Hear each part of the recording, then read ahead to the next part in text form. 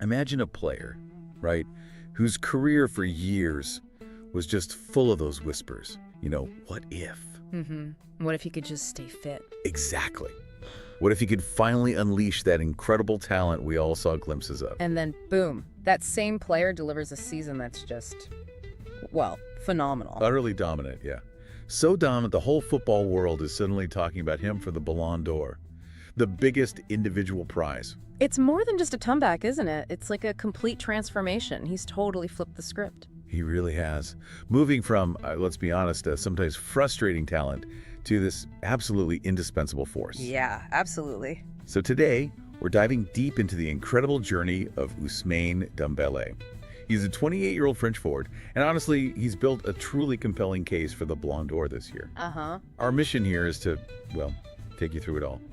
His beginnings, his career path, highlight how he came back from all those injuries. Which were significant. Definitely significant.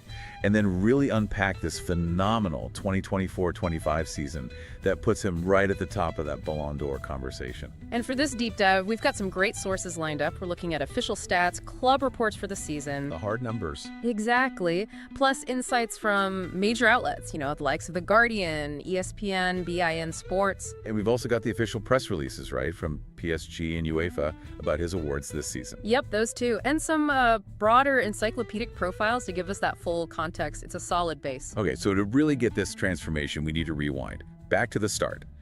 Ousmane Dembélé, born May 15th, 1997, in Vernon, Normandy. Right, and grew up in a multicultural home, Malian father, Mauritanian Senegalese mother. That background must have shaped him. But what about his early football? Where did the journey begin on the pitch? Well, his development started very locally, played for ALM Evreux, then Evreux FSC small youth clubs. But then he joined the academy at Rennes, and that's really where things started to accelerate, where people started noticing this was a special talent. And special talent feels like, putting it mildly, for what happened next at Rennes, right? His one season in League One there, 2015-16. Just exploded onto the scene. Totally. 12 goals, 26 games. That got him League One Young Player of the Year. How big was that impact, getting attention from top clubs so fast? It basically confirmed he was a prodigy. And what's amazing is how quickly he stepped up again. In 2016, signed for Borussia Dortmund, 5-year deal. Under Thomas Tuchel then, wasn't it? Yeah, under Tuchel. And he just kept shining. Helped Dortmund win the DFB Pokal, the German Cup, in 2017. Big contribution to the final, too, I remember. Huge. Scored and assisted, showed up in the big moment, and then Bundesliga Rookie of the Year as well. Wow. What were his stats like there? Pretty impressive for a young player in a new league. 32 league games, 6 goals, 13 assists. Really established him as one of the most exciting young attackers around. So he's on this, meteoric rise. Incredible trajectory. Absolutely. Which brings us then to the next huge chapter. A bit more turbulent, maybe. The Barcelona years. Ah, yes, Barca. Summer 2017. Blockbuster transfer. The money was insane, wasn't it? Yeah. $105 million upfront, plus another $40 million in add-ons. Mm-hmm. Made him one of the most expensive players ever at the time. Crazy money. And maybe, that prodigy label, that price tag, did it put a bit too much weight on him, especially moving to a club like Barcelona? That's a good question. The pressure must have been immense. Yeah. I mean, he did win things there, right? Team success wasn't absent? No, not at all. He helped them win 3 La Liga titles, 2 Copa del Rey trophies over the 6 years he was there. So silverware definitely came. But the injuries, that's the narrative everyone remembers from Barcelona. The Guardian said he was dogged by injuries. Yeah, that's the word, dogged. It was just constant, wasn't it? Recurrent muscle problems, hamstring, thigh strains.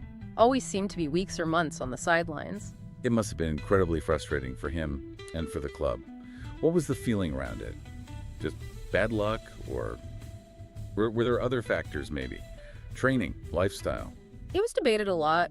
Early on, there were some whispers about, off-field discipline maybe not being perfect. Right. But also just the sheer explosiveness of his playing style. Maybe his body just struggled with those demands week in, week out. The Guardian's line was quite telling. Moments too brief, injuries invariably intervening. Sums it up well. It's a huge challenge for any top athlete, just staying fit consistently. Absolutely. But, despite all that time missed, his numbers weren't actually terrible at Barca. 40 goals, 43 assists in 185 games. That's actually pretty respectable given the circumstances. It really is. It shows that raw talent was always there, even when he couldn't consistently show it. The potential was undeniable. Okay, so after all that turbulence, all those injury struggles at Barcelona, Then comes this move that, maybe on the surface, seems surprising. August 2023, he joins PSG. Yeah, for about $50 million. 5-year deal. And Luis Enrique immediately made him a key part of his plans. What do you think was the catalyst? What fundamentally shifted for him in Paris that allowed this incredible turnaround? Well, multiple things, I reckon. First, he reunited with French teammates, got the number 10 shirt after Neymar left. That's a statement of faith. Symbolism matters. It does. But the real change, I think, was the tactical shift under Luis Enrique, and crucially, finding fitness. It was like a late bloomer transformation. How so? Tactically. Enrique moved him. More central, more energetic role, not just hugging the touchline, using his work rate, his pressing. Ah, okay. So not just the tricky winger anymore. Exactly. More involved in every phase, and whatever they did physically, whether it was training regimes, injury prevention, it worked. The persistent injuries, they just seemed to vanish. He found consistency. That's huge. A combination of coaching genius and maybe a personal breakthrough, physically and mentally. Seems like it. He re-emerged as this, all-action forward, pressing from the front, tracking back, incredible engine. And this leads to that unbelievable statistic the sources highlight. He scored more this past season than the previous 5 combined. Just let that sink in. 5 seasons worth of goals packed into one. What does that tell you about the depth of this change? He added clinical finishing and ruthless consistency to his natural flair, and his 2024-25 season. Just phenomenal. His influence at PSG became undeniable. Leading them to the treble. That's historic. Absolutely historic. Ligue 1, Coupe de France, and the big one, the Champions League. You don't do that lightly, and he was central to it all. The stats really do paint the picture, don't they? Something like 30-plus goals overall, maybe a dozen assists across all competitions. Yeah, monster numbers. And break it down. Ligue 1, 21 goals, 6 assists, top scorer in the league. Helping PSG win the title by, 19 points? Just ran away with it? Total dominance. And deservedly Ligue 1 Player of the Year. No question. Okay, so domestic dominance secured. But the Champions League, that's the ultimate stage. And he delivered there too, big time. 8 goals, 6 assists in the Champions League. That's among the very best returns in the whole competition. And the final, PSG cruised 5-0. They did. And Dembélé set up 2 of those goals. First player since 2018 to get 2 assists in a Champions League final. Wow, that's a statement performance. Absolutely. And it earned him the UEFA Champions League Player of the Season award for 2024-25. Fully deserved. It was a masterclass. So, yeah, recapping that season, truly unprecedented. Nice. He did score more than the previous 5 years combined. He turned PSG into arguably the best team on the planet. Hard to argue against it based on that season. But his impact isn't just PSG, is it? He's also a fixture for France. Oh yeah, his international pedigree is solid. He's been in the France setup since 2016, got over 60 caps now. And big tournament experience, too. Definitely. Part of the 2018 World Cup winning squad. Can't forget that winner's medal. Nope. And also the runners-up team in 2022. Played a key role in the Euros this past summer, too. He's a consistent performer for Deschamps. How does he fit in with stars like Griezmann and Mbappe? Really well, actually. Often plays as a creative winger or maybe a second striker, complements them nicely, provides that spark, that unpredictability. He knows how to perform on the biggest stages. Okay, so all of this, the club success, the individual brilliance, the international consistency, it all builds towards this Ballon d'Or case. An undeniable case, many are saying. When you stack it up, the trophies, every single one, Yeah. the individual numbers, top scorer in the league, huge goal involvements in the Champions League. 14 goal involvements in the CL, yeah. And those major individual awards, UCL Player of the Season, League One Player of the Year, how much weight do those specific awards carry? They're massive. They're official recognition from the governing bodies that he was the best player in the toughest competitions. It validates the eye test and the stats. Right. It's not just opinion anymore. Exactly. And ESPN made that point, didn't they? That PSG becoming the best team in the world directly coincided with Dembélé moving central and hitting this insane form. He provided everything, apparently. The flashy highlights, sprinting past defenders. Yeah, stuff that gets you off your seat. But also the selfless pressing and tempo, as they put it. The hard work. The engine room stuff that coaches love, which explains why Luis Enrique is backing him so strongly. And the president, too. Nasser Al-Khelaifi's quote was pretty punchy. If he doesn't win the Ballon d'Or, that's the Ballon d'Or's problem. Huh. Yeah, that strong backing tells you how vital they see him. Not just a great player, but the cornerstone of their success this season. Luis Enrique saying he deserves it for how he pressed. That underlines the tactical importance, doesn't it? Absolutely. It shows he wasn't just scoring goals, he was driving the whole system. And the pundits seem to agree. ESPN basically predicted he's going to win it, barring some huge surprise. Says he ticks all the boxes. What are those typical boxes? Goals, assists, and crucially, major trophies. He has all three in abundance this season. Of course, we should mention the other contenders. It wasn't just Dembélé having a great year. Mo Salah at Liverpool. Incredible numbers again from Salah. 54 goals and assists combined. That's staggering. And young Lamine Yamal at Barcelona. What a season for him, too. Yeah, 21 goals, 26 assists, winning La Liga and the Copa del Rey. Fantastic breakout year. So, with contenders like that putting up huge individual stats or winning domestic titles, what gives Dembélé the edge, arguably? I think it's the combination. Salah's numbers were immense, but Liverpool didn't win the Champions League or the Premier League. Yamal had domestic success, brilliant individual season, but Barca didn't conquer Europe. I see. Dembélé is perhaps unique this year in being the driving force, the statistical leader in many ways, while leading his team to every single major trophy, domestic league, domestic cup, Champions League. That clean sweep is rare. Extremely rare. Dominating at home and in Europe, backed by the individual awards. That's usually the weighing formula for the Ballon d'Or. It's hard to look past that blend. So, wrapping this all up for you, our listener, Ousmane Dembélé's journey, it's quite something. Overcoming years of injuries, transforming himself. Becoming the absolute key player for a record-setting PSG team. It makes his Ballon d'Or case incredibly compelling. The stats are there, over 30 goals, dozen assists. The trophies are there, literally all of them at club level. The individual awards confirm his dominance. And the key voices in the game, his coach, his president, major pundits, they're all saying he's the one.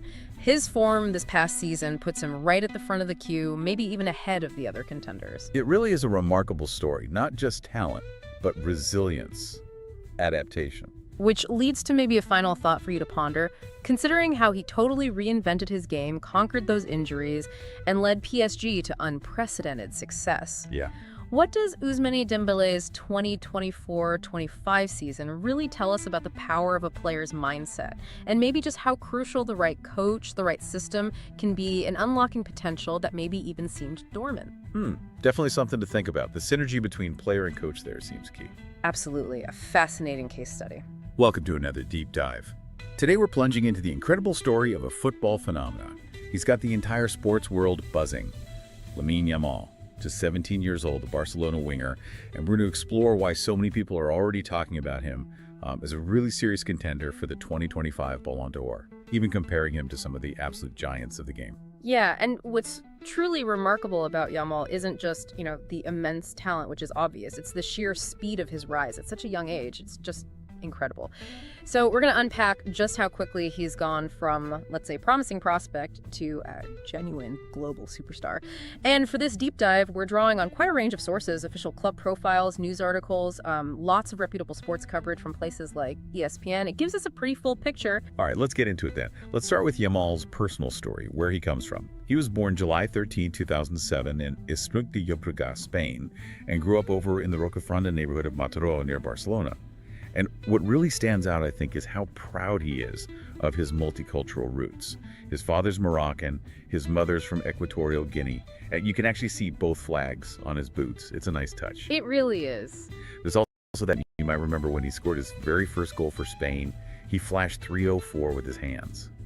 That's the postal code for Rocafonda. And what really stands out, I think, is how proud he is in of his early multicultural identity. roots. It makes you wonder his how it father's shaped Moroccan, his path as his a player. mother's from Equatorial Because despite Guinea. that heritage, And you can actually Yamal see both consistently flags chose on to his represent boots. It's a nice Spain at touch. the It really is. And then eventually, he becomes the youngest ever player to debut for the Spanish senior He team. flashed That was back in 304 with his 2023. hands. That kind of That's early the commitment postal plus code the for record-breaking Rocafonda. debut. And what really stands out, It really I think, is how underscores the proud he dedication is in of his early multicultural identity. roots. It Okay, so makes you his wonder actual how it shaped Moroccan, his path as his a mother's player. from Equatorial Because Guinea. despite that And heritage, you can actually see Yamal both consistently flags chose on to his those represent Barcelona Spain. scouts, It really they is. spot him. And then He eventually, gets brought into he the becomes famous the La youngest Masia ever player Academy to when he's debut just for 7 Spanish years old. senior He team. flashed That was back in 304 The with reports his say hands. he just That kind of raced early through the commitment age plus the categories record quicker than breaking. any other It really player of stands his out. It really generation. underscores Right, the and if you dedication look at in La Masia's early whole identity, season, it so makes his you wonder actual how football it's Moroccan. famous for It developing starts these from incredibly Equatorial despite that Guinea. heritage. And you can actually And see both Yamal flags. clearly Those represents Barcelona that scouts excelled at They spot him. dribbling, and then He gets eventually brought he into could the play famous effectively La as a Masia striker, Academy when attacking he's just midfielder, 7 years old. out on the right wing, where we The mostly reports see say him he now. just But what's that kind of raced early through the story age categories is that quicker Even than... before he'd played for Barca's under-19s, the first-team coach, Xavi Hernandez, Xavi himself invited him to train with the senior squad. Wow. Yeah, that just tells you how highly they rated him even back then. then. And this is where his career got He excelled at dribbling, and then He's only brought in he could play effectively as a striker. He's just 7 years old. Makes his first Out on the right debut. wing, where he It was a makes big his name now. Cornell What's win that kind over of race through the relationship? age category. Is that Quicker even than before new he club played record. for Barca's Barcelona's under-19, youngest ever the player. first-team coach, Xavi And get this, Hernandez, by the end of Xavi that himself 2022-23 invited him to season, train with the senior he'd already squad. played 50 Yeah, senior that just tells you games. how highly they rated him even And this is where his career got. Excelled at That's not just dribbling, and making then he brought in he could play 20 effectively minutes as a long striker. So moving on to the next Out on the right wing, where he it was makes a his big name now. Cornell What's win that over kind of race relationship? through the age category. Is that Quicker even than before he new club played record for for Barca's Barcelona's under-19? youngest ever The player. first-team He definitely coach, sees Xavi and get this. Hernandez, By the Xavi end of that himself 2022 invited him to23 season, train with the Dembele senior had squad. played 50 Yeah, senior that just tells games. you how highly and the stats rated him. 7 goals And this again. is where his That's career numerous got. assists across That's all not just players. making And he kept setting records for young players. So moving on to the next Out on the right wing, where he it was makes a big his name now. Cornell What's win that over kind of race relationship? through the age category. Is that even Barcelona before he won La Liga in 2022-23. That's right. And then maybe even bigger recognition. In October 2024, he gets the Copa Trophy. That's the award for the world's best under-21 player. And that award, it wasn't just, a nice thing to get. It felt like a global announcement. This kid has arrived. You had observers like ESPN's Graham Hunter saying, even at 17, Yamal is a genius. And you started hearing rival players, coaches just marveling at his skill. That tells you a lot. Definitely. But it feels like the 2024-25 season, this past season, was the one that truly catapulted Yamal into, well, a different stratosphere entirely.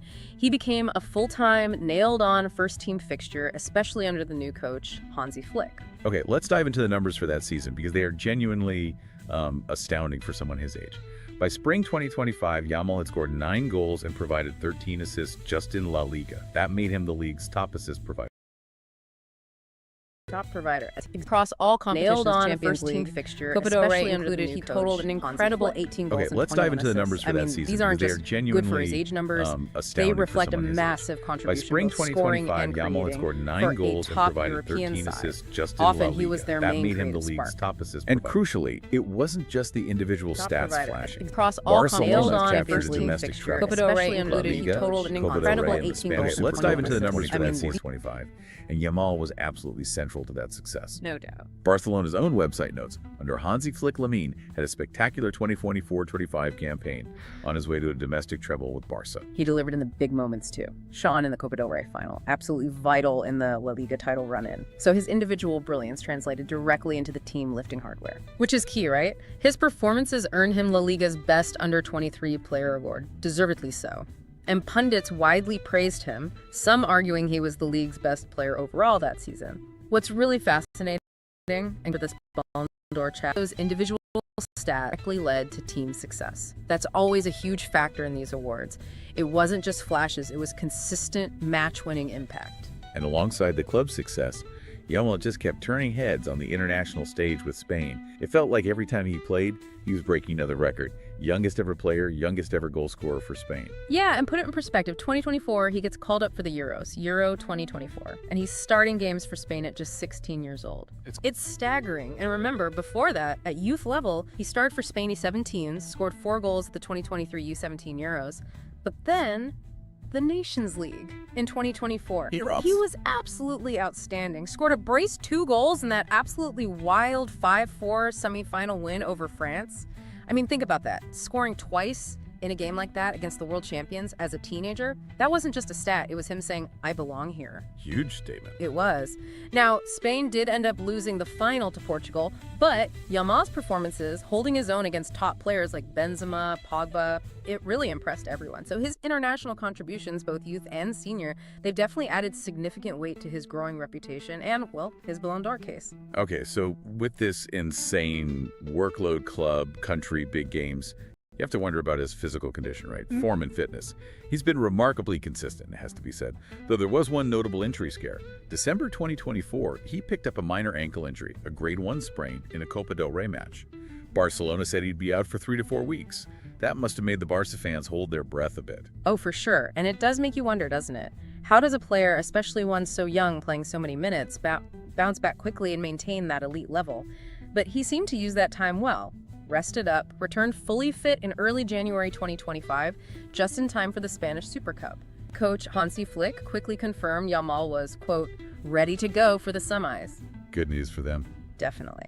And then there was another little scare later on, April 30th, 2025. TV cameras caught him limping in the warm-up before the Champions League semifinal first leg against Inter. You could almost hear the collective gasp, I imagine. But thankfully, reports said he shook off a last gasp injury scare and still started the match. Wow, talk about resilience. Exactly. So apart from that brief ankle issue, he played almost every match, maintained this astonishing work rate, and ESPN stats confirmed he finished 2024-25 with career highs in shots and chances created. That really showcases not just elite form, but impressive mental toughness too. Okay, so we've laid out the background, the records, the trophies, the resilience.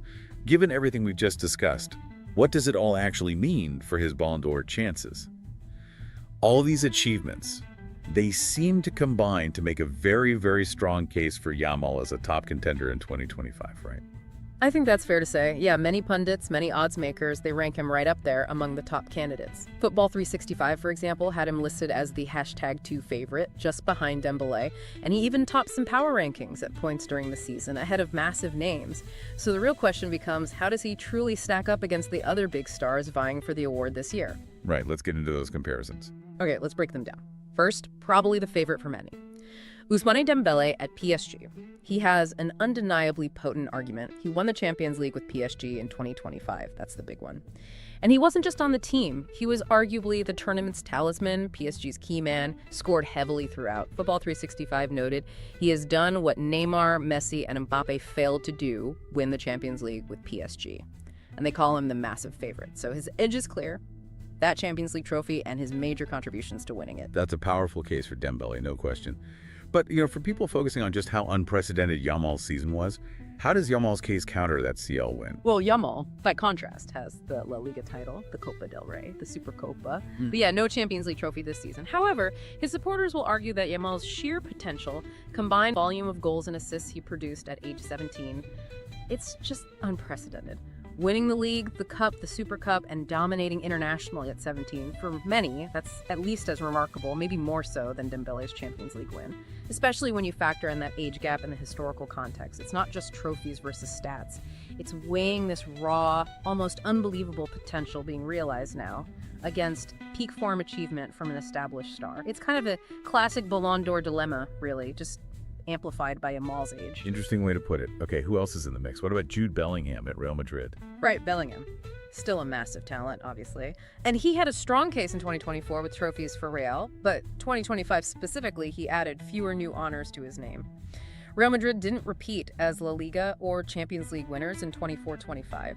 Which is apparently why they boycotted last year's Ballon d'Or awards when Bellingham didn't win. He started 2025 in good form, no doubt, but Real's dip later in the season, plus maybe Spain's Euro disappointment, probably dampened his chances slightly. Still, his all-around game is undeniably elite. So, if we put Yamal head-to-head with Bellingham for this specific 2025 award, what's the key difference in their arguments, especially given they're both young stars? I think Yamal's advantage here is timing and trophies for this season. At roughly the same age Bellingham was really breaking through, Yamal is already hitting similar, maybe even better statistical levels, and he has those significant new team trophies from this past year, the treble.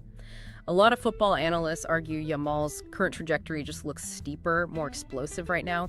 I mean, the fact that some pundits were even ranking Yamal ahead of established real stars like, say, Rodri or Carvajal, it just shows how incredibly high his stock is at this moment. Makes sense. Okay, another big name often in the conversation, Mohamed Salah at Liverpool. Yep, Salah. He had another phenomenal year personally, didn't he? Central's attack again, scored, 30-plus Premier League goals? Incredible numbers, but Liverpool didn't win the league title. They lost out to Arsenal in the end, and they didn't win the Champions League either, went out in the quarterfinals. As Football 365 pointed out, even winning the Premier League probably wouldn't have been enough for Salah this year, given the CL exit. So his individual brilliance, the sheer volume of goals, it's immense. But Ballon d'Or voters often lean towards players who have also lifted the biggest team trophies that season. Right, the trophy factor again. So how does Yamal contrast with Salah on that front? Well, it's pretty stark, isn't it? Yamal has multiple winners' medals from 2024-25, 3 in fact, plus arguably comparable all-around statistics in terms of goals and assists combined. Liverpool's trophy haul in 24-25 was 0, Barcelona's was threefold. So while Salah had an incredible individual year, Yamal matched that brilliance and combined it with tangible team silverware. That's a strong contrast. Okay. Any other contenders worth mentioning quickly? Well, you've got others. Kylian Mbappe won the La Liga scoring title, the Pichichi, but Real Madrid went trophyless in 25 overall. Yamal's own teammate, Rafinha, won the double with Barca and had good personal stats too. But, without Yamal's age factor and that sort of historical impact narrative, he's seen as less outstanding in comparison. Then you have PSG players like Achraf Hakimi, Vitinha. They get mentions mainly because PSG won the Champions League, but they're not really considered in that absolute top tier, the top 2 or 3 for the Ballon d'Or itself. Right. So pulling all these comparisons together then, what's the absolute core argument? What are Lamine Yamal's strongest supporters saying about why he should win it in 2025? I think the core argument boils down to this. At just 17 years old, he produced goal and assist numbers comparable to the absolute elite players in world football. He did it consistently in one of Europe's toughest leagues, La Liga. He won multiple major trophies with his club. He broke record after record for both club and country. And he's already widely seen as a generational talent who isn't just promising, he's performing at a world-class level right now. Even his critics admit he's already world-class. So his case fundamentally rests on the utterly unprecedented nature of these achievements at such a young age, and how he translated that potential into immediate, undeniable team success. So that's our deep dive into Lamine Yamal's phenomenal case for the 2025 Ballon d'Or. His candidacy, it's built in a season that very few players, if any, have ever had at any age, let alone 17, in just one season. Dazzling skill, career best numbers, lifting a treble trophy haul, all as a teenager. He really does compare favorably, statistically, and in terms of impact, to pretty much all the other contenders. Yeah, I think so. Look, PSG's Ousmane Dembélé might have that Champions League edge, that's the big counter. But Yamal hits back with league and cup honors, plus this jaw-dropping consistency that is just unheard of for his age, compared to Salah, Bellingham, others. Yamal's trophy count from this season and his overall influence on games really stands out, and you can't ignore the context. He's still only 17. Winning his first Ballon d'Or now would be genuinely historic. It would feel like signaling the dawn of a potential new era in football. As outlets like ESPN observed, there are far greater reasons to name him Spain's Player of the Season, and many voices in football believe those same reasons make him a truly valid pick for the biggest individual prize in the sport. Given everything we've unpacked today about Lamine Yamal's truly historic 2024-25 season at just 17, how might this unprecedented rise maybe redefine our expectations for the next wave, the next generation of football superstars? And maybe for you listening, what stands out to you is his single most compelling argument for the Ballon d'Or? Lots to think about. Thanks for joining us on this deep dive. Welcome to the Deep Dive. Today we're plunging into one of football's most electrifying debates. Who will lift the prestigious 2025 Ballon d'Or? Always a hot topic. It really is. It's the ultimate individual award in football, sparking, fervent arguments among fans and pundits. It's a true testament to individual brilliance on the global stage. Absolutely. As the year draws to a close and the discussions heat up, there's one name on everyone's lips, isn't there? Our specific mission for this deep dive is to meticulously break down the absolutely compelling case for Kylian Mbappe to be the one to hoist that shimmering golden ball in 2025. Yeah, he's definitely front and center in the conversation. The stakes for this particular award are incredibly high, attracting global attention from every corner of the footballing world. Precisely. In this deep dive, our aim is to give you, the listener, a truly comprehensive insider's view, cutting through all the noise and speculative headlines. We'll trace Mbappe's surprising and formative personal journey from his roots in the Parisian suburbs, delve into the meteoric ascent of his club career across Monaco, PSG, and now Madrid. Okay. And then conduct a, let's say, forensic analysis of his remarkable fitness and relentless form during the pivotal 2024-25 season. Right. Finally, we'll stack his incredible performance up against his top rivals for the award.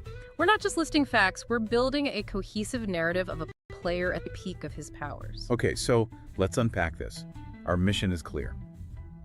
We're tracing Mbappe's journey from his formative beginnings in Bondy all the way to the absolute pinnacle of world football. In doing so, we're going to construct a robust, data-driven argument for why he's earned that Ballon d'Or claim in 2025. Let's start right at the beginning, at the very foundation of a prodigy. Kylian Mbappe Latin was born on December 20th, 1998, right in the heart of Paris. But his upbringing wasn't in the usual glitzy, glamorous enclaves one might imagine for a future superstar. No, not at all. Instead, he was raised in the suburb of Bondy, a place often described as having, rough patches. Now, this isn't to say it was a desolate place, but it certainly presented its own set of challenges, demanding resilience and a certain grit. Yeah, that's fair. It's often said that the environment you grow up in can forge your character, and for Mbappe, Bondy seems to have played a significant role in shaping the determined, grounded individual we see today. I think that's absolutely crucial to understanding Kylian's trajectory. He emerged from a genuinely sports-obsessed family, which is a rare and powerful combination. Tell us more about that. Well, his father, Wilfred, who has Cameroonian heritage, wasn't just a casual spectator. He was deeply embedded in the local football scene, coaching youth teams, including Kylian's, at AS Bondy. Right, his first coach. Exactly. This provided immediate, high-level guidance and instilled discipline from the earliest age. Then his mother, Faiza Lamari, of Algerian and Kabyle origin, wasn't merely an enthusiast, she was a former professional handball player. Wow, handball. Okay. Yeah. So imagine the constant exposure to high-performance mindsets, to the demands of training, competition, recovery, that Kylian experienced basically from infancy. It's just baked in. Completely. This wasn't just a family that liked sports. It was a family that lived and breathed competitive athletics at an elite level. And the athletic lineage doesn't stop there. He has a twin brother, Ethan, and an older adoptive brother, Jires Kembo Ekoko, both also professional footballers. That's incredible. It creates this unparalleled ecosystem of support, competition, and shared understanding. An environment where excelling in sport was not just encouraged, but was like the very fabric of daily life. It truly is incredible to consider that immersion. You hear stories of his prodigious talent manifesting from an incredibly young age, anecdotes like him literally dribbling a ball to sleep. Ha! Yeah, I've heard that one. That isn't just a cute story. It paints a vivid picture of a child who had an almost innate instinctive connection with the ball, as if it were an extension of himself. His father, Wilfred, was indeed his first coach at their local club, AS Bondy, which is where those fundamental skills, the close control, the quick decision-making, the audacious dribbles, were meticulously honed. The groundwork. Exactly. From that grassroots foundation, he earned his way into the famed Clairefontaine Academy, a national football center renowned globally for consistently producing France's top talent. Players like Thierry Henry and Nicolas Anelka before him. The conveyor belt of talent. Right. And Clairefontaine focuses not just on technical skills, but also on tactical intelligence and a comprehensive understanding of the game. So for Mbappe, it was a perfectly orchestrated pathway of elite development from the earliest possible age. And despite the, often cited challenges inherent in a working-class neighborhood like Bondy, his parents, Wilfred and Faiza, made incredibly deliberate decisions to protect and nurture his development. That's key, isn't it? Absolutely crucial. This wasn't about isolating him from the world, but rather about crafting an environment where his immense gifts could truly flourish without unnecessary distraction or undue pressure. They made the significant choice to enroll him in a private school, which provided a stable, structured academic foundation alongside nurturing his footballing talents. This dual focus was key. This protective yet demanding environment allowed him to focus intensely on honing his craft and developing his character. Building that mental strength early. Precisely. Instilling a profound work ethic and maturity from a very young age, preventing him from being derailed by potential external pressures or pitfalls of their surroundings. This disciplined upbringing, rooted in athletic excellence and personal development, provided the bedrock for his future success. And it wasn't just about his physical development or technical skills either. Yeah. By his mid-teens, Mbappe was already fluent in Spanish. Yeah, which is pretty telling. It speaks volumes about his ambition and foresight, doesn't it? He wasn't just dreaming of playing at the top level. He was actively preparing himself for a global stage where Spanish is so prevalent in football. Thinking ahead. And, of course, he famously idolized legends like Zinedine Zidane, Thierry Henry, and Cristiano Ronaldo. When you watch him play today, you can distinctly see elements of all three interwoven into his game. Oh, for sure. Zidane's audacious flair and vision, Henry's blistering pace and clinical finishing, and Ronaldo's relentless drive, explosive power, and that insatiable goal-scoring hunger. You see flashes of all of them. These weren't just posters on a wall. They were blueprints for his own success, demonstrating an early capacity for absorbing and integrating different facets of elite play. What's truly fascinating here, and I think often underestimated, is how this strong Parisian upbringing, coupled with his rich family heritage and the very specific choices his parents made, combined to lay such an incredibly robust foundation for a superstar. It's more than just talent. Way more. It's not just raw, innate talent, which he clearly possesses in abundance. It's about the why behind these formative details. His father's coaching instilled early discipline and tactical understanding. His mother's professional athletic background provided that high-performance mindset, training, nutrition, recovery. The whole package. The whole package. Yeah. And their collective protective environment meticulously nurtured his focus. These elements contributed directly to his incredible discipline, his unwavering focus on continuous improvement, and relentless drive to excel that we witness in him, like every single match. It's a powerful, almost alchemical cocktail of nature meeting nurture, creating a player who is as mentally strong as he is physically gifted. So how should you, the listener, interpret all of this? The key takeaway here is understanding that Mbappe's success is simply the result of an extraordinary natural talent, though he certainly has that in spades. Right. It's not just that. Instead, it is the profound product of a uniquely supportive, highly focused, and sports-centric environment that surrounded him from the very first day. That meticulous, disciplined foundation is arguably just as important as the innate ability itself, providing the mental fortitude and physical conditioning that allowed him to make the leap to the professional stage with such remarkable speed. Speaking of that leap, from that incredibly strong foundation, how quickly did Mbappe's talent translate to the professional stage? Let's transition now to his meteoric professional journey, which began with his breakthrough at Monaco. Okay, Monaco. Yeah, he joined their youth system back in 2013, and it wasn't long before he exploded onto the senior scene. By December 2nd, 2015, as a mere 16-year-old, he broke into the first team. 16. Quickly making history as Monaco's youngest ever scorer, surpassing none other than Thierry Henry's record. This wasn't just a debut, it was a statement of intent, signaling the arrival of something truly special, maybe even a passing of the torch. Definitely felt like that. His time at Monaco culminated in what can only be described as a truly pivotal role in driving them to a stunning League One title in the 2016-17 season. That was an incredible season for them. Unbelievable. That year, he wasn't just a promising youngster, he was a bona fide attacking force, forming a devastating partnership with Radamel Falcao. He scored 26 goals in all competitions. 26? Including 15 in League One and 6 in the Champions League, where he famously scored in every knockout round game before Monaco were eliminated in the semifinals. Against the big boys, too. Exactly.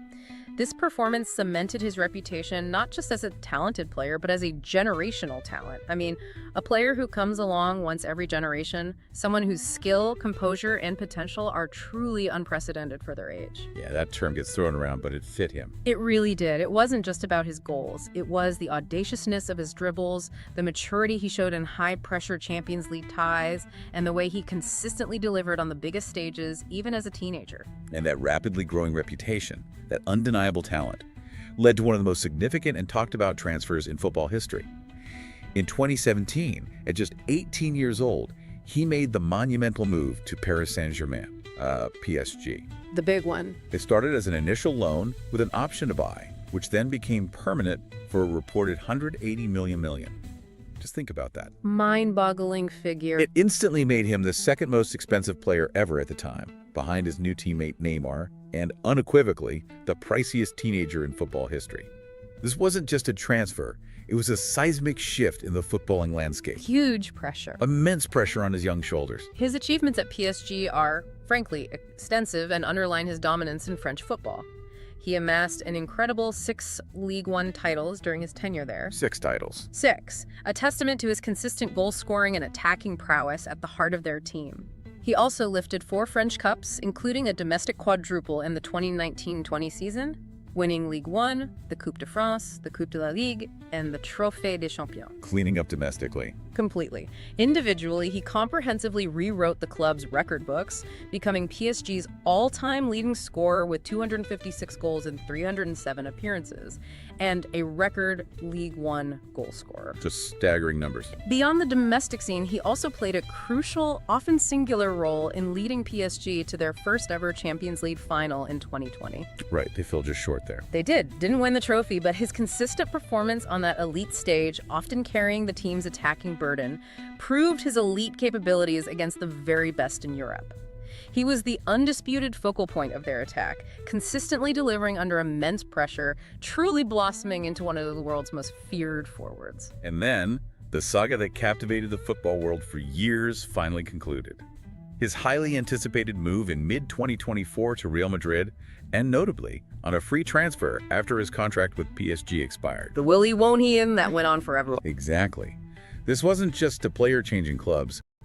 It was a strategic masterstroke by Real Madrid, securing one of the world's best without a transfer fee, and a bold move by Mbappe himself, seeking a new challenge at arguably the biggest club in world football. A huge statement from both sides. The sheer anticipation and global excitement around this move were truly off the charts, as everyone waited to see how he would adapt to the famous white shirt. And his immediate impact in his very first season in white has been nothing short of phenomenal, proving that the hype was entirely justified.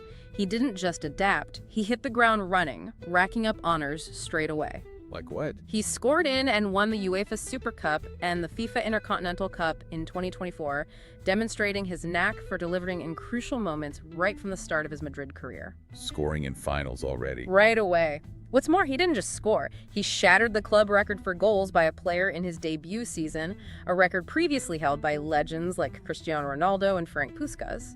Breaking Ronaldo's record in his first season. That's good. That's serious. It really is.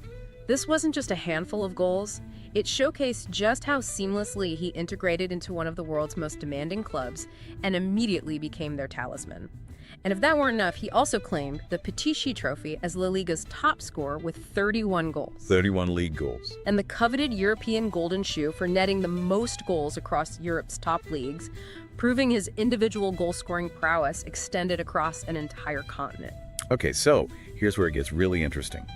Each of these transfers from Monaco to PSG for that world record fee, and then from PSG to Madrid as arguably the most coveted free agent in football history, only amplified his global superstar status. Every move got bigger. Exactly. It wasn't just a change of scenery. It was a deliberate and hugely successful progression that cemented his place as a true icon of the sport. Every move he made was bigger, every spotlight brighter, and remarkably, he delivered every single time, consistently exceeding the escalating expectations. And if we connect this to the bigger picture, this precise career progression tells a powerful story that is absolutely vital for his Ballon d'Or case. It demonstrates not just sustained incredible talent, but also an extraordinary ability to adapt, evolve, and excel at the absolute highest levels of the game. In different leagues, too. Different leagues, different systems. He hasn't just shown flashes of brilliance. He has consistently delivered year after year, constantly adding to his trophy cabinet and his list of individual honors. Right. For you, this isn't merely a chronological list of club changes. It's a clear, irrefutable pattern of consistent elite performance and an upward trajectory that shows no signs of slowing down. This kind of consistent adaptation, combined with a relentless pursuit of new challenges and excellence, is exactly the kind of narrative and performance that Ballon d'Or voters scrutinize and reward. Okay, that makes sense. Okay. Now let's talk about something absolutely crucial for any top player, especially one with Mbappe's electrifying style and heavy workload. Fitness. I guess, the engine room. It's the engine room that allows for such consistent high performance, right? For a player who relies so heavily on explosive pace and rapid changes of direction, durability is paramount.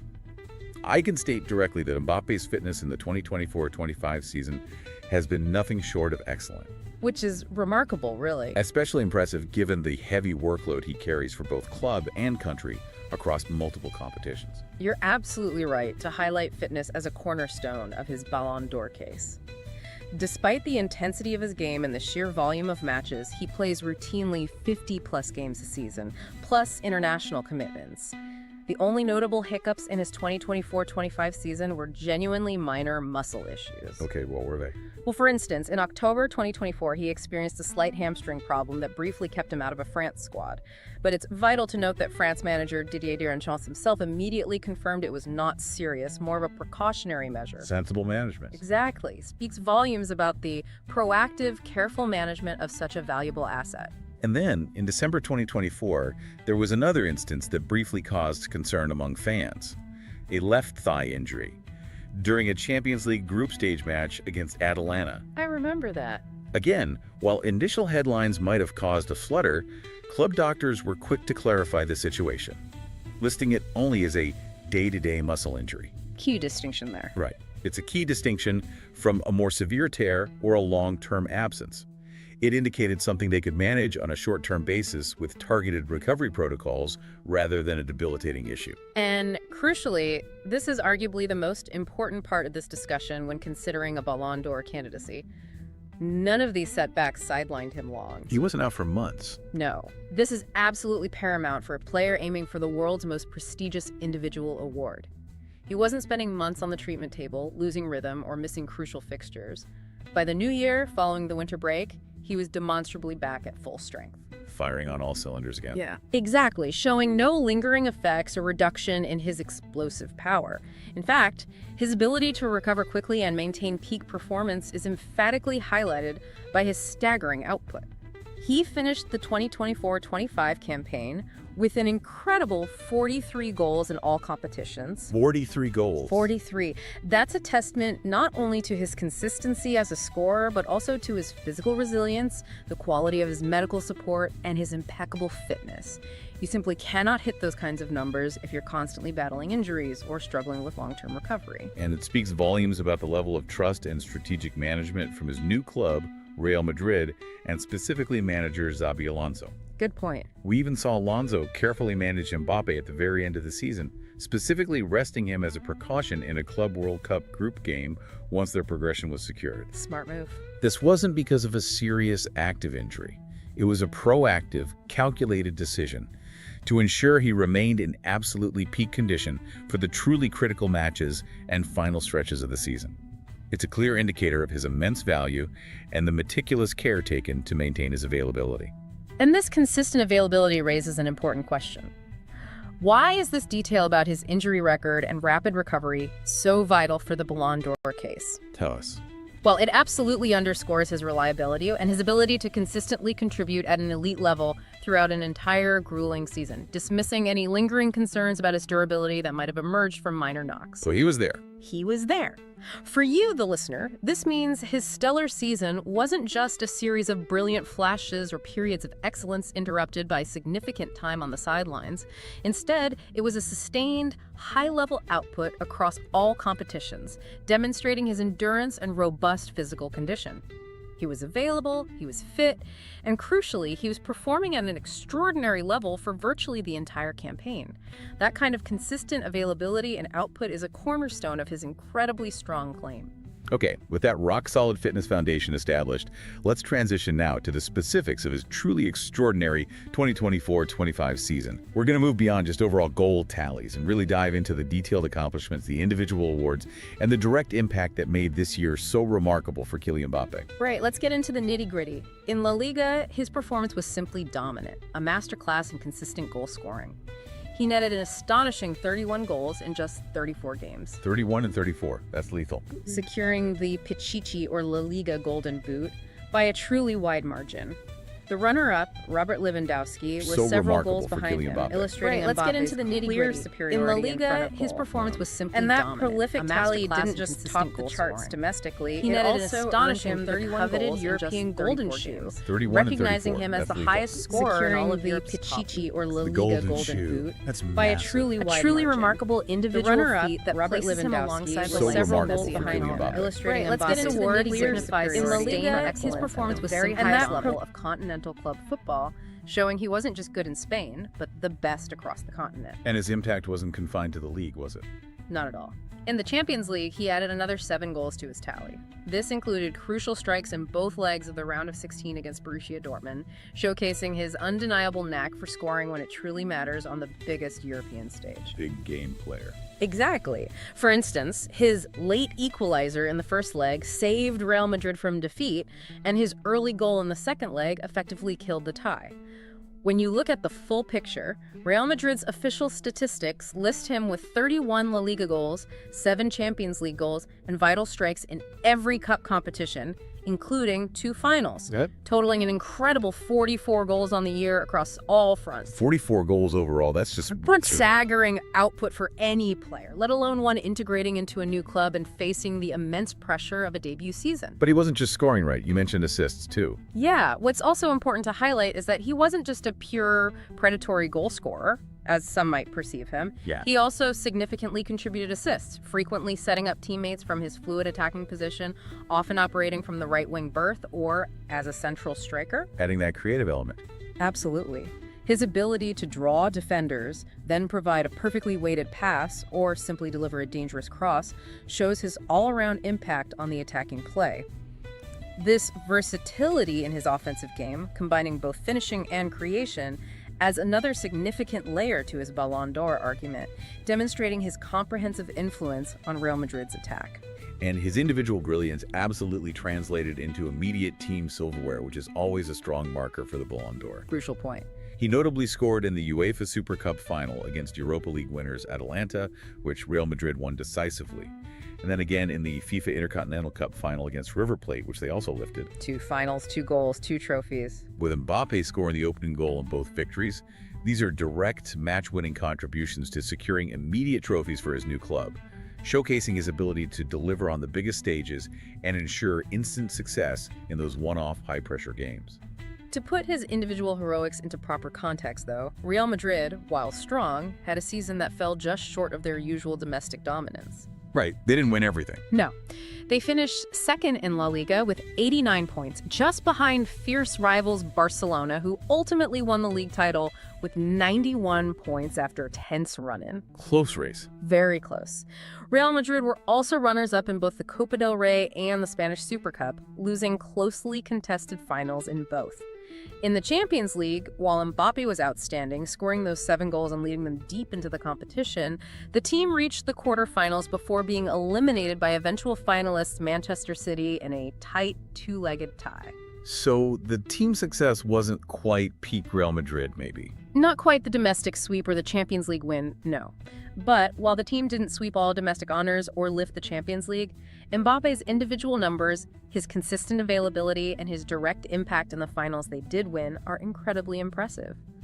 It really highlights his personal influence even when the team collective faced stiff competition.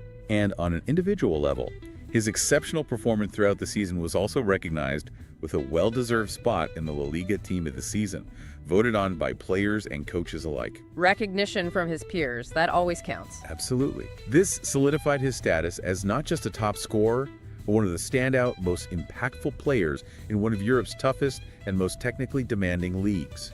This kind of recognition underscores his overall contribution, not just his goals. So what's truly fascinating here is how these raw numbers, the sheer volume of goals and assists, combined with his direct contributions to lifting trophies by scoring in finals, make his case almost undeniable. The evidence is stacking up. It really is. It wasn't just a goal tally in isolation. It was a consistent, impactful presence in major competitions and throughout the entire league campaign. For you, the listener, this paints a clear picture of dominance. His goals weren't just volume, they were decisive, impact-driven goals that directly contributed to silverware and individual accolades, setting him apart as a truly special performer in the 2024-25 season, making him a prime candidate for the Ballon d'Or. All right, now for the moment of truth, the segment everyone talks about leading up to the Ballon d'Or ceremony. The contention. The head-to-heads. Exactly. The award for 2025 is famously decided mainly on club form, though international tournaments can play a role. The pundits have been busy naming their top candidates throughout the season, and it's a fiercely competitive field. So let's introduce the idea of comparing Mbappe to his main rivals and really see how he stacks up against these other titans of the game. Okay, let's dive in. Let's begin with Mohamed Salah from Liverpool. Salah had another phenomenal season, absolutely starring as Liverpool clinched the 2024-25 Premier League title in a thrilling race. Premier League winner, that's big. Huge. His individual statistics were outstanding. Yeah. He scored 29 goals and added an impressive 18 assists across all competitions. His goals and creativity were undoubtedly the engine that powered Liverpool to their league title with his trademark cutting runs and clinical finishing. Can't argue with that impact. However, their Champions League campaign ended relatively early as they fell in the round of 16, which might slightly overall European impact in the eyes of some voters. Okay, so how does that compare directly to Mbappe? When you put them side by side, you see a subtle but significant edge for Mbappe in some key areas, especially considering the Ballon d'Or's usual criteria. Go on. Mbappe scored slightly more league goals, 31 compared to Salah's 29, demonstrating his pure goal-scoring supremacy. Crucially, Mbappe also shone brightly on the European stage for Real Madrid with his 7 Champions League goals, and he claimed additional major silverware with the UEFA Super Cup and the Intercontinental Cup. Scoring in both finals. While Salah's season was brilliant and absolutely vital for Liverpool's domestic triumph, Mbappe's raw goal numbers were higher. He maintained a strong European presence, and he secured those immediate additional trophies at a major club, which can sway voters. So it's that individual output versus the league win? Exactly. It's a case of individual brilliance versus team success, and Mbappe ticks more of the individual statistical boxes, you could argue. Okay, interesting. Next up, our next contender is Ousmane Dembélé from Paris Saint-Germain. His former teammate. Indeed. Dembélé had an incredibly successful season, playing a crucial role in helping PSG achieve a historic milestone, winning the 2024-25 UEFA Champions League, completing a club treble for them after also securing Ligue 1 and the Coupe de France. The treble. And the Champions League. That's the holy grail. It really is. His statistics, 21 goals in 29 League 1 games, along with numerous assists, underscore his direct contribution. He truly terrorized defenses with his blistering pace, dazzling dribbling ability, and vastly improved end product. Clearly, being a Champions League winner is a truly massive achievement and weighs heavily in the Ballon d'Or conversation. This is where the debate gets particularly fascinating, isn't it? Definitely. On one hand, Dembélé lifted that coveted big continental trophy, the Champions League, which historically has been a huge factor.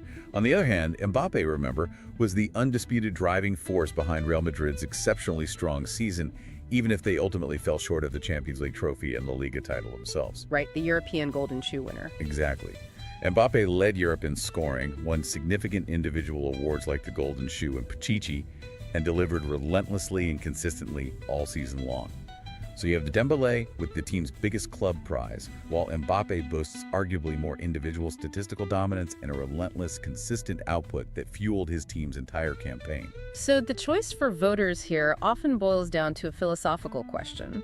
Which carries more weight, being the best individual on a slightly less successful team or a key player on the ultimate club champion? That's the million-dollar question, isn't it? It really is. Finally, we turn to the incredible Lamine Yamal from Barcelona. The Wonder Kid. Arguably the most exciting young talent in world football right now. At just 17 years old, Yamal has already collected major honors, showcasing his phenomenal potential and immediate impact. He won Euro 2024 with Spain. Huge international win. An international trophy that will certainly be considered. And domestically, he helped Barcelona secure both La Liga and the Copa del Rey in 2024-25. He is undeniably a generational talent, a player who seems destined for greatness and is already delivering on that promise. A fearless player. Absolutely. Fearless, dribbling crucial goals. But when you compare him directly to Mbappe for this year's award, there are clear distinctions that highlight Mbappe's stronger case for this specific year. Such as? Yamal's significant contributions were split between club and country, and while impressive, he scored considerably fewer goals overall than Mbappe, and his role, while crucial, wasn't yet that of the undisputed primary goal scorer for Barca, not like Mbappe for Real. Still developing, maybe, in terms of carrying the team goal-wise? Perhaps. The Guardian noted that if Yamal doesn't win the Ballon d'Or soon, it's hard to imagine when he would, acknowledging his immense future potential. However, this year's award tends to favor the player with the biggest, most consistent individual impact at the absolute top club level for an entire season. And that's where Mbappe shines. And this is precisely where Mbappe's superior goal stats, his direct trophy contributions, and his veteran status really give him the edge. Yeah. Yamal is unequivocally the story of tomorrow, a future superstar who will undoubtedly win multiple Ballon d'Or. Almost certainly. But Mbappe's star has been shining brightest today, delivering at his peak right now. So if we connect all of this to the bigger picture, synthesizing these detailed comparisons, it becomes strikingly clear how strong Mbappe's claim truly is for the 2025 Ballon d'Or. His consistency, his unparalleled individual goal-scoring dominance across Europe, and his immediate impact in securing silverware at Real Madrid make his case incredibly compelling when we weigh all the evidence. While Mohamed Salah provided immense leadership and goals for a Premier League winning side, and Ousmane Dembélé secured the Champions League. Huge achievements for both. Absolutely huge. But Mbappe's overall statistical output, his numerous individual accolades, and his relentless consistency across competitions truly set him apart. The Ballon d'Or, after all, hinges primarily on club exploits over the course of a season, and Mbappe's league-leading goals, his impact in cup finals, and the immediate success he brought to Real Madrid make a truly compelling case for you to understand why his all-around impact and numbers elevated him above these incredibly strong contenders this season. So let's bring it all together then, summarizing the key points of Kylian Mbappe's powerful and, I think we can agree, pretty undeniable case for the 2025 Ballon d'Or. Let's recap. We've traced his journey from his uniquely supportive Bondi roots through his meteoric club career with Monaco and PSG, culminating in an immediate record-breaking impact at Real Madrid. We've highlighted his elite talent, his prolific 2024-25 season output with that astonishing 43 goals across all competitions, and his direct contribution to multiple trophies right out of the gate at the Bernabeu. And he's not just a statistical anomaly. His on-field impact is undeniably transformative. He's consistently beaten defenders time and again with his blistering pace, his exquisite close control, and his sheer audacity in front of goal. Electrifying to watch. He's kept them shell-shocked with his cutting runs into space, leaving a trail of defenders in his wake, demonstrating a truly unique blend of power and finesse. And beyond the individual brilliance, he's also shown the leadership of France's captain. Good point, the captaincy. Demonstrating a maturity and influence that extends beyond just scoring goals, guiding his teammates, and demanding excellence. It's true, his first season in Madrid did draw some minor criticism, particularly regarding the team's overall trophy haul. Perhaps not quite hitting all the targets like the Champions League or La Liga. Yeah, the expectations at Real are always stratospheric. But let's be absolutely clear. The raw numbers, the individual achievements, the immediate silverware are simply undeniable. When experts and pundits debate the favorites for this prestigious award, Mbappe's name is, without question, squarely in the mix, and for very good reason. And this is ultimately the strongest argument of all. His performance data, the sheer weight of his statistics, his consistent availability, and his direct contributions to clubs give no reason to doubt his Strong. very strong. He must be on the podium for the 2025 Ballon d'Or, and honestly, many compelling arguments point to him being at the very top. His season was a masterclass in individual excellence, a golden path forged through goals, resilience, and unwavering impact. So considering Mbappe's phenomenal individual season, even without Real Madrid winning the Champions League or La Liga, how does his sheer individual brilliance challenge our traditional understanding of what it truly takes to be crowned the world's best player in a given year? Interesting question. Does it shift the emphasis even more towards individual statistical dominance and undeniable impact, perhaps even over the collective team triumphs? That's something for you to mull over as you follow the Ballon d'Or race unfold and anticipate the final decision. Welcome back to The Deep Dive. I am absolutely buzzing about what we're unpacking today, and I think you will be too. Definitely looking forward to this one. Today, we're not just scratching the surface. We're diving head first, really digging into one of football's most, electrifying topics right now, Mohamed Salah, and specifically his absolutely compelling, you could even say undeniable, argument for the 2025 Ballon d'Or. It's a strong case, no doubt about it. Yeah, and this isn't just, another top player having a great season. Our mission here today is to meticulously dissect every crucial detail we found. All the sources. Every astonishing statistic, every narrative quest. We want to extract the absolute essence of his case, and importantly, compare him properly against his main rivals. Rigorously. Exactly. We want to cut through the noise, get past the usual debates, and give you a really comprehensive, nuanced understanding of why this particular season, this specific journey for Salah, is so significant for football's biggest individual prize. It really is intriguing stuff, packed with facts, and honestly, kind of mind-blowing when you look at the raw data. Totally. And what's fascinating here, I think, is understanding what the Ballon d'Or actually represents. It's deeper than just individual brilliance, isn't it? Right. It's that mix. It's this complex blend, often, of personal genius woven together with the team's success. Tangible success. Trophies matter. They do. Yeah. And we've really immersed ourselves in the material for this, pulling insights from, everywhere. From Salah's roots, his genuinely humble beginnings in Egypt, People know. all the way to this breathtaking, record-smashing 2024-25 season he's just had. So our goal for you, listening, is to get beyond the surface chat. Absolutely. We want to give you not just the facts, but that deep, connected understanding of why Salah isn't just a candidate, he's a dominant contender. Hopefully give you that aha moment. Exactly, connecting all the dots. And, to really appreciate the view from the summit, you absolutely have to understand the climb, the journey. Couldn't agree more. The foundation is crucial. So let's rewind. Let's go back to the beginning. Lay those foundational stones of Salah's, almost cinematic journey. He was born in 1992, Ballon, Egypt. A small town, relatively modest background. Yeah, middle-class parents. These humble origins, really quite far removed from the bright lights of European football, they set the stage for something extraordinary. It's a classic underdog story in many ways. It really is. Imagine this kid from a quiet agricultural area dreaming these massive dreams. It speaks to talent, obviously, but maybe even more to just sheer perseverance. That drive. That drive. We know he joined his local club, El Mokhaloun, their youth setup, when he was 14. Which is actually quite late, relatively speaking, for elite football these days. It is. Most top talents are scouted much earlier. But he clearly made up for lost time, broke into their first team by 2010. And stories from that time, the commitment. Oh, incredible. Those 9-hour round trips by bus just for training. 5 days a week, being on the bus. Crazy dedication. It really illustrates that work ethic.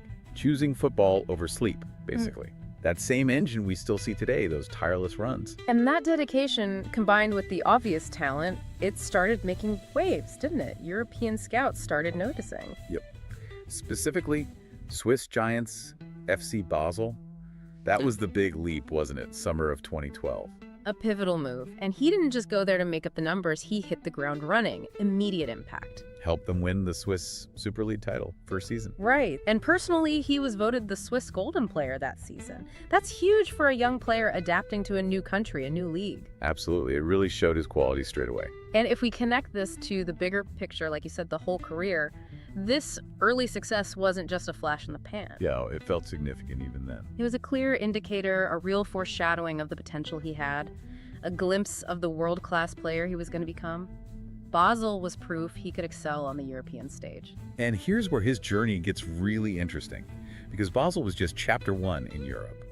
Then came the big move, right? Chelsea, 2014. A massive club, top of the Premier League, big expectations. Huge expectations. And, his time at Chelsea.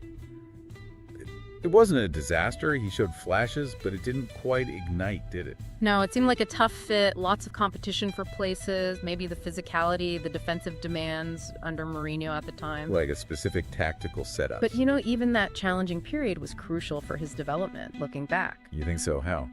Well, it was a learning curve. A tough one, maybe, but it led directly to that loan spell at Fiorentina in Italy, early 2015. Ah, yes. Fiorentina, he seemed to rediscover himself there. Exactly. Different league, different style, maybe more attacking freedom. He started scoring again, looked sharp. 6 goals in 16 league games isn't bad at all. And that set him up for Roma. Right. First on loan in 2015, then made permanent. And Rome.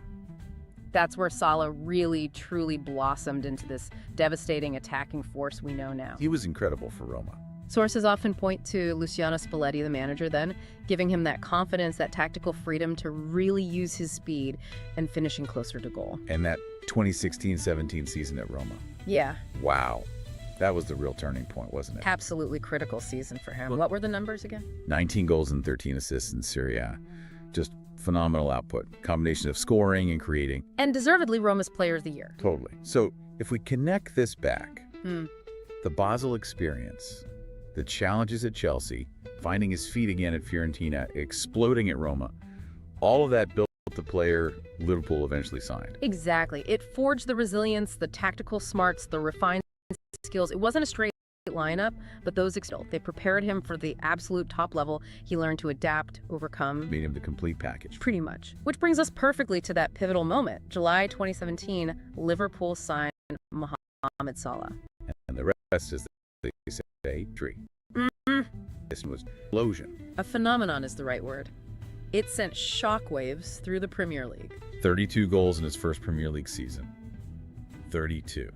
Shattering the record for a 38-game season. Historic is the only word. Not just the Golden Boot, but the PFA Players Player of the Season too, voted by his fellow pros. Which says everything, doesn't it? The ultimate respect. He wasn't just good. He transformed Liverpool overnight, became the cornerstone. Instant Anfield icon, the fans took to him immediately. How could they not? Goals, work rate, everything. And that individual brilliance immediate team success, didn't it? That was key. Absolutely crucial. They reached the Champions League final in 2018, fell short, but they were back. And won it in 2019, with Salah scoring that crucial early penalty in the final against Spurs.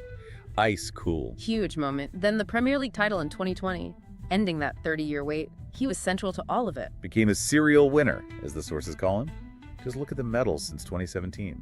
It's an incredible list. Premier League, Champions League, Club World Cup, FA Cup, UEFA Super Cup, Carabao Cup, Community Shield. He's won everything there is to win at club level with Liverpool. Pretty much. And it's not just about the trophies, impressive as they are, his place in the club's history. Ah, the all-time goal scorers list. By March 2025, he climbed to outright third. Only Ian Rush and Roger Hunt ahead of him. Legends. That is genuinely staggering company to keep. One of the most prolific forwards in Liverpool's entire history. And achieved in far fewer games than many he's overtaken. That efficiency, that sustained impact over nearly a decade. It's remarkable. It really is. That long-term excellence, season after season at the top of the charts, it provides so much weight to what he achieved this past season. Exactly. It's the perfect context for his Ballon d'Or case now. It's not a one-off. Right. So let's transition then. Let's talk about the critical period, the absolute core of this argument. The 2024-25 campaign. The season that puts him right at the front of the conversation. Almost universally as one of his finest, maybe even his most complete, most dominant season. And when you look at the numbers, the impact. Dominance in the Premier League was, well, unprecedented. He led the league in board and assists. 29 goals, 18 assists. Just let that sink in. So what does that mean? With the Golden Boot and the Playmaker Award in the same season. It signifies total attacking mastery. He was the league's deadliest finisher and its most creative force, simultaneously. And those numbers combined, 47 goal contributions. That tied the all-time Premier League record, right? Held by Shearer and Cole. It did. But crucially, Shearer and Cole did it when the season was 42 games. Ah, good point. Elon So Musk, the Salah America equaled Party, it in only 38 and, games. Wow, a very Which makes it public even fight more with Donald astonishing. Trump. The sheer The headlines volume have and the been, efficiency. pretty just intense lately, relentless haven't they? productivity. Absolutely. And this You got wasn't these just two padding stats, was it? huge figures. This one output from was tech, one from absolutely politics. instrumental. The Right. main reason Liverpool And they clinched their seem to have second league gone title in a row. from, well, Definitely. maybe Secured on that uneasy dramatic allies final to day, that Elon Musk, 3-3 the draw, America Party, his goals, and, his wow, a assists, very they public directly fight with Donald translated Trump. into points, into the title itself. That's the key link for the Ballon d'Or, isn't it? Yeah. Individual brilliance leading directly to major team soloists. Precisely. It's not just stats in a vacuum. They were decisive contributions in the biggest moments. Like, remember that analysis showing his smarter movement, not just raw speed anymore? Yeah, the decoy running. This too, didn't they? Right. Included on the PFA Players Player of the Year shortlist again, alongside his teammate Alexis McAllister. Which is huge. Recognition from fellow professionals, the ones who face him week in, week out, that carries serious weight. Okay, so let's really unpack this Ballon d'Or argument now, building on everything we've discussed. The criteria, as you said, usually rewards that potent mix. Individual excellence and team success. Major trophies. And Salah, in 2024-25, just ticks both boxes emphatically. A historic Premier League Golden Boot playmaker double. Astounding. And becoming the first player ever to do it twice. Yeah, that's just Unique. unprecedented in Premier League history. Sets him apart as maybe the most complete attacker the league has seen. It's a very strong argument for it. And beyond those stats, the recognition was there. The Football Writers Association Footballer of the Year for 2024-25. Voted by the journalists who watch closely all season. Shows widespread critical acclaim, not just fan hype, an informed perspective. And let's just hammer home those raw numbers again. 29 goals, 18 assists. 47 goal contributions. Far more goal contributions than any other player in the English top flight. That direct quote says it all. And in one of the world's toughest leagues. One analysis showed he had 13 more combined goals and assists than anyone else in a domestic league that year. 13. Wow. So, okay, let's unpack this. Right. What does a gap that big actually imply about his individual impact? It implies a singular level of influence, doesn't it? Almost unmatched. Now, it's true, like we said, the Ballon d'Or isn't just a numbers game. Right, context matters. But Salah's numbers have that crucial context. He didn't just rack them up. He led Liverpool to the title, set records doing it, in a super tight race. His stats were decisive. Exactly. They weren't empty calories. And remember, his move into Liverpool's top 3 all-time scorers shows this wasn't a one-off season. It's built on years of elite output. Sustained excellence. Voters like that. They do. It shows true greatness, not just a purple patch. And the expert validation from around the world. That World Soccer Magazine vote. Yeah, topping their Player of the Season list with 43 votes, just ahead of Van Dijk. What's fascinating there is the consensus. International experts, journalists, agreeing he was the standout. It suggests a broad global agreement on his performance level, not just a domestic view. So the so what for you listening is pretty clear then. I think so. Salah's domination of arguably Europe's toughest league, while leading his team to the title in a nail-biting race. It elevates his individual brilliance to Ballon d'Or level. It's that potent combination. Stats, impact, trophies, in the hardest environment. Exactly. Scoring important goals, creating crucial chances, delivering the title. That's the argument. All right. We've laid out a seriously strong case for Salah. But now, the crucial part. The comparison. Can't ignore the rivals. Absolutely not. A Ballon d'Or case has to stand up against the best of the rest. Yeah. And he faces some formidable competition. Here's where it gets really interesting. Let's hear it. Okay, contender number 1. Ousmane Dembélé at PSG. Remarkable 2025 season. Won League One, obviously, but also the Champions League. Huge. A big one. And his stats? Pretty good. 21 goals, 6 assists in France. Played a key role in their success, domestic and European. Okay, strong contender. Next. The young sensation, Lamine Yamal at Barcelona. What a breakout year. Started as a teenager in Barca's domestic treble La Liga, Copa del Rey, Spanish Super Cup. Wow, a treble. And his individual contribution. Led La Liga with 13 assists. Incredible for his age. The sources call him the year's most improved player. Just dazzling talent. A different kind of profile, the young prodigy. Got it. And the third? Has to be Jude Bellingham at Real Madrid. Ah. Another dazzling year. Made FIFA's World 8-wide global recognition. Always a big indicator. Team success. Played a key role in Real Madrid winning the first ever revamped Club World Cup. Big impact on the global stage. Right. So 3 very strong rivals. Dembélé with the Champions League, Yamal with a domestic treble and breakout stardom, Bellingham with global recognition and a world title. Exactly. So the big question, how does Salah stack up head? Okay, let's break it down. First, Dembélé versus Salah. Dembélé has the Champions League, which is massive, and good stats. But the analysis suggests Salah's season had arguably even more influence on his team's outcome in a tougher league fight. the 2-horse race point again. Exactly. Every goal, every assist from Salah felt vital in that tight Premier League race, often decided by one goal.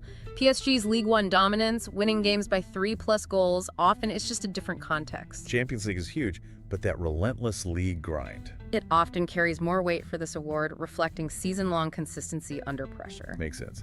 Okay, Yamal versus Salah. Yamal, phenomenal talent. Domestic treble, led La Liga in assists as a teenager. Incredible. But the sources stress, most improved, teenager. It's potential versus peak. Salah delivered arguably his best ever season, built on years of world-class consistency. It's proven, sustained dominance at the highest level. The established superstar versus the rising prodigy. Voters often lean towards the established star hitting peak form historically. Right. And finally, Bellingham versus Salah. Bellingham, dazzling, world-class, FIFA SLEF, Club World Cup winner, fantastic player. No arguments there. But if we connect this back to the core Ballon d'Or criteria, the Major League title is missing for Bellingham in this period.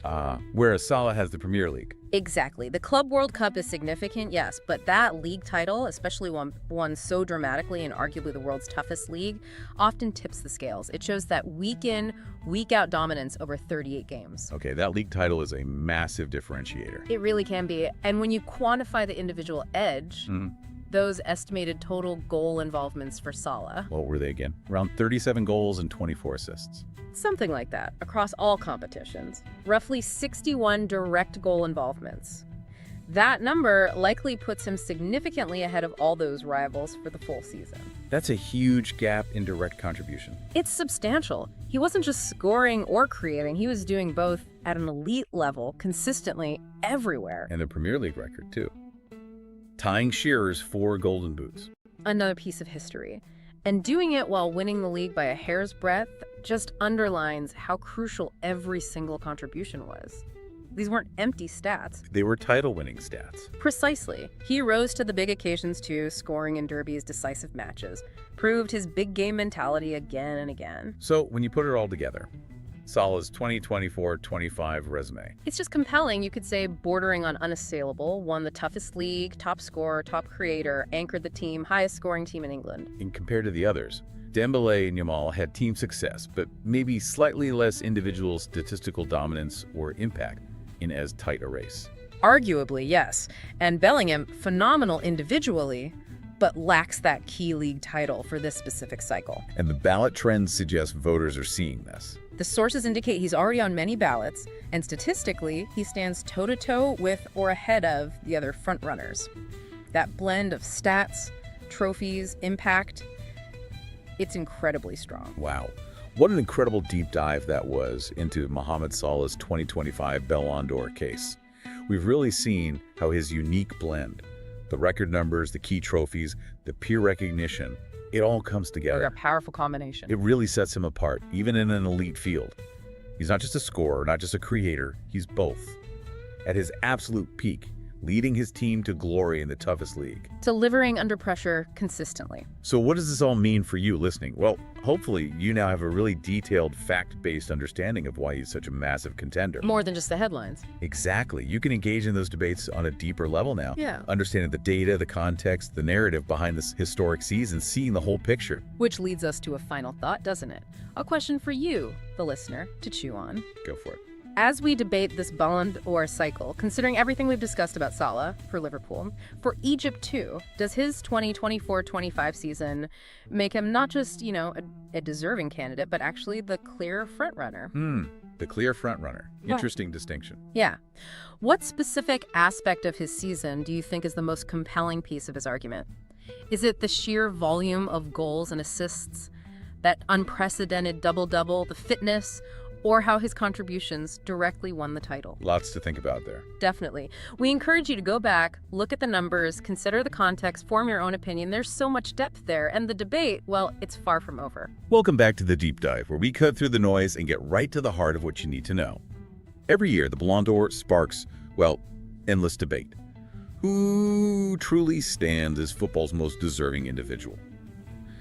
Today, we're not just joining that conversation, we're taking a bit of a stance, actually. We're revealing a compelling case for a player who, maybe until now, might have been flying under your radar for the 2025 Ballon d'Or, Vitinha. We've really poured over his entire career, from his formative years and key milestones to an in-depth look at his truly phenomenal 2024-25 season. And most critically, how he stacks up against the other top contenders. Exactly. And our mission for this deep dive is to unpack precisely why this 25-year-old Portuguese midfielder, who's often overshadowed by, let's say, flashier, more attacking names, presents such an incredibly strong argument. We're going beyond just the raw numbers here, the goals and assists, especially when you factor in the unprecedented historical context of his team's achievements this past season. This deep dive, hopefully, will offer you a truly unique perspective on what it means to be the best. All right, let's peel back the layers then. Before he became this, linchpin of a Champions League winning side, who is Vitinha? What experiences really shaped him? Well, Vitinha, his full name is Vitor Machado Ferreira, was born back in February 2000 in Vila das Aves, which is in the Porto district of Portugal.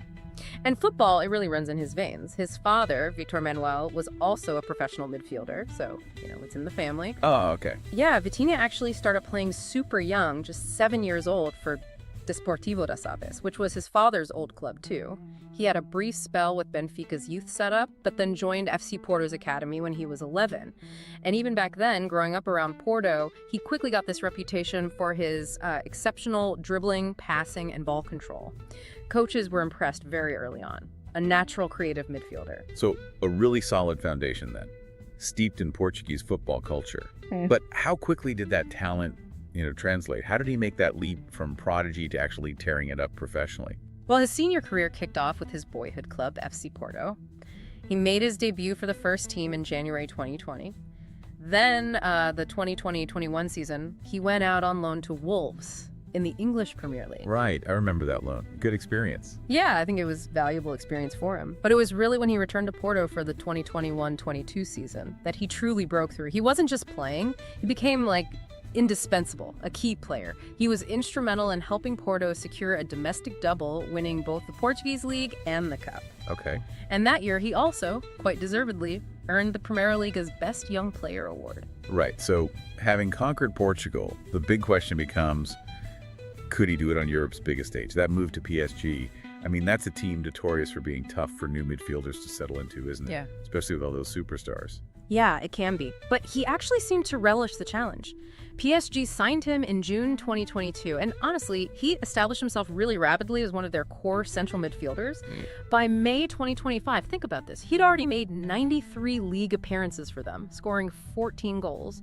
And even before the massive 24-25 season, he'd already won back-to-back League One titles and 2 Trophées des Champions. So he hit the ground running. He really did. But what truly solidified his impact, his importance, was that 2024-25 season. His role was elevated even further. He became vice captain under Luis Enrique. That really cemented his position as a constant fixture, a real leader right in the heart of PSG's midfield. Okay, let's talk about staying power. In a sport where injuries can just derail everything, especially for central midfielder doing all that running, how did Vitinha manage to maintain his peak performance through that whole 2024-25 season? Any major setbacks? It's actually quite remarkable. His 2024-25 season was virtually untouched by injury. There was a minor ankle sprain in August 2024. That was while he was on Portugal duty. Yeah, but it only cost him to miss 1 Euro qualifier. A really minor blip, honestly. He returned incredibly quickly, was back playing my PSG's 4th league match, and after that brief layoff, he stayed fit. Excellent form right through the season's end. He played a staggering 58 matches, starting most of them. 58 matches? Yeah, and he's trusted with big responsibilities too, like taking PSG's penalties early in the season. His importance, his form, it was all recognized when PSG gave him that contract extension in mid-February 2025, keeping him there through 2029. And he was consistently picking up man of the match honors. Like in that huge 1-0 Champions League semifinal against Arsenal, he really dictated the whole tempo of that game. Wow, okay. Vice captaincy, penalties, constant fitness. It sounds like he was already stepping up before the real trophy push began in 2024-25. So take us inside that campaign. What did he achieve individually and with the teams that makes this such a landmark year? This is where the Ballon d'Or case gets serious, right? Absolutely. This was the season. It's almost hard to comprehend. PSG achieved an unprecedented continental treble. They won Ligue 1, the Coupe de France, and for the very first time in their history, the Champions League. The big one. The big one. And Vitinha he was a driving force in that midfield. Absolutely central. He wasn't just about, nice passes. He contributed goals, assists, and did immense defensive work too. Often the guy winning the ball high up and starting attacks. Let's look at the numbers across all competitions. 59 games played, 8 goals, 5 assists. Okay, solid numbers for a midfielder driving the play. Exactly. And that includes 5 league goals and 1 league assist in 29 League One games, 2 crucial goals in the Champions League, and notably 2 assists across 7 Club World Cup matches. So not just participating in the big games, but directly influencing them with goal contributions. That really speaks volumes, doesn't it? It absolutely does. Look at that Champions League run. He scored in the round of 16, that big 7-0 aggregate win over Brest. We mentioned the man of the match against Arsenal in the semifinal first leg. He was just exceptional at breaking up their play and launching counters. But the real highlight, obviously, was the final. PSG beat Inter 5-0, May 31st, 2025. And Vitinha.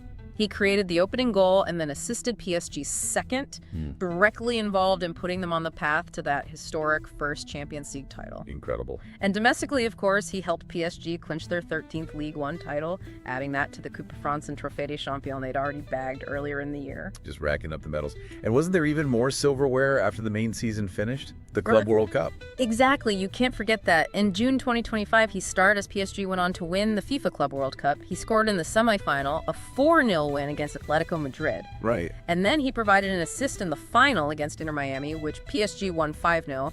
That completed their quadruple of titles for the season. Just unreal. Quadruple. Wow. And individually, the recognition followed. He was named in the League One Team of the Year for 2024-25 and the UEFA Champions League Team of the season, plus a nomination for League One Player of the Year. Honestly, it's no exaggeration to call him the engine of that PSG midfield. You know, the player who always seemed to have the ball when it mattered most. The one who could switch the tempo from patient build-up to a lightning counter with just one pass. Yeah. That was Vitinha, constantly linking defense to attack. He made that historic treble season possible not just by winning the ball back, but by dictating how PSG used it, game after game. He was running the show. Okay, but it's not just about club glory for the Ballon d'Or, is it? International contribution often weighs heavily. Did he add any national team honors to this already incredible season? He absolutely did, and this is another key part of his case. Vitinha played a significant role in Portugal winning the 2024-25 UEFA Nations League. The Nations League, right.